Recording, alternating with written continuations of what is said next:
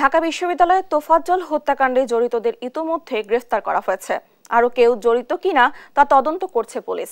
সকালে মিডিয়া সেন্টারে সংবাদ সম্মেলনে এসব কথা বলেন DMP DC media Talibur Rahman.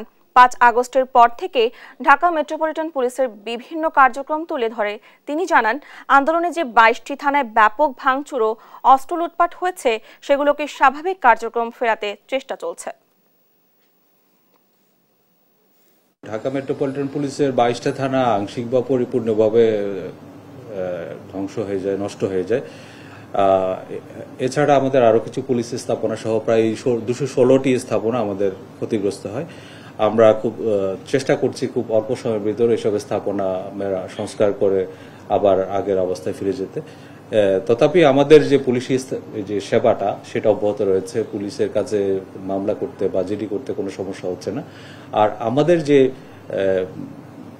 সীমিত যে রিসোর্সেস আছে এটার আমরা সর্বোত্তম ব্যবহারের মাধ্যমে আমরা চেষ্টা করছি জনজীবনে একটু শান্তি এবং একটু শৃঙ্খলা ফিরিয়ে আনার জন্য।